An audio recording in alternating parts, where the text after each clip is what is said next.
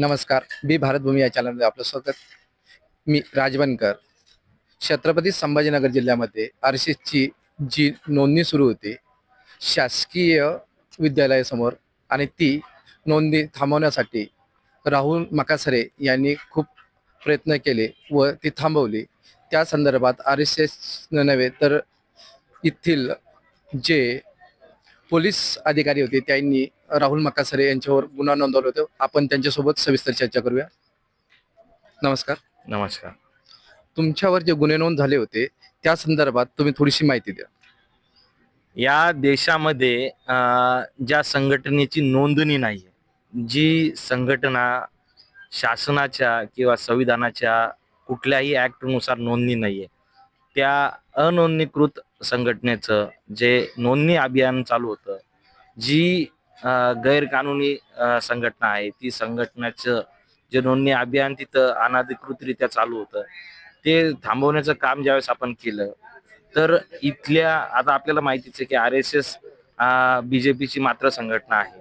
देशामध्ये त्यांचं सरकार आहे, राज्यामध्ये त्यांचं सरकार आहे आणि हे सर्व सरकार त्यांचे असल्यामुळं माझ्यावर त्यांनी खोटे असे गुन्हे दाखल केले आहेत.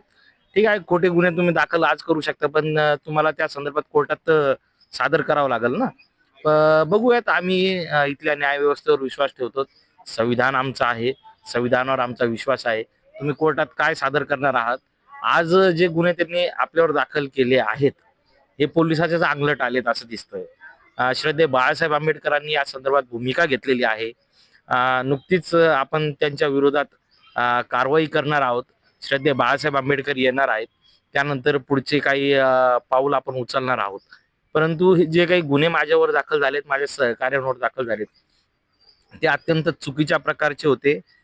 यंत्रणेचा वापर करून माझ्यावर ते गुन्हे दाखल झालेले आहेत आणि या घटनेचा, या गुन्ह्यांचा वंचित बहुजन आघाडीच्या वतीने या ठिकाणी पूर्ण श्रद्धेय बाळासाहेब आंबेडकर असतील, सुजातदादा आंबेडकर असतील व पूर्ण वंचित बहुजन आघाडीने निषेध केलेला आहे.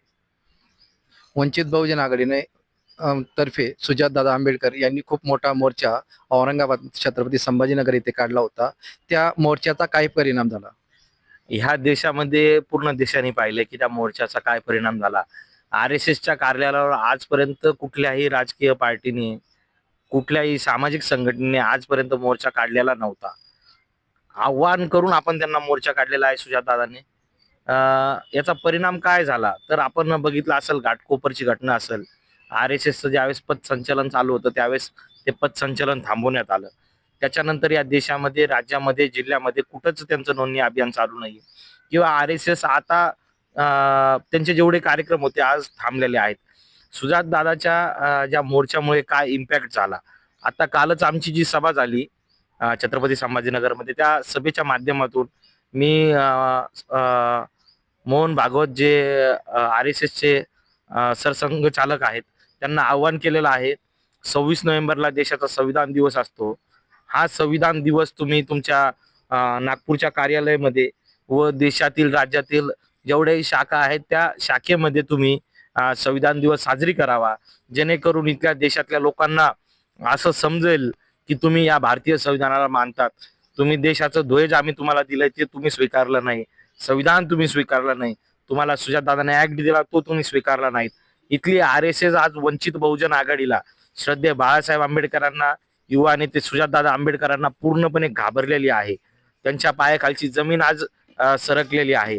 RSS पूर्णपणे एकमेव आंबेडकरवाद्यांना, श्रद्धेय बाळासाहेब आंबेडकरांना, वंचित बहुजन आघाडीला आज घाबरलेलं चित्र या देशाने पाहिलेलं आहे. तुमच्यावर जो गुन्हा नोंद झालेला आहे तो गुन्हा पोलिसवाल्यांनी मागे घेतला की त्यावर जो काही कारवाई सुरू आहे? नुकती कालच मी माझी जामीन केलेली आहे. गुन्हा मागे घेतलेला नाहीये. प्रशासनाने त्यांना सांगितलं होतं की गुन्हा मागे घेऊ, परंतु अद्याप देखील गुन्हा मागे घेण्यात आलेला नाहीये. यावर श्रद्धेय बाळासाहेब आंबेडकर वंचित बहुजन आघाडी भूमिका घेणार. तर आपल्यासोबत होते हे पश्चिमचे युवा शहर अध्यक्ष राहुल माकासरे.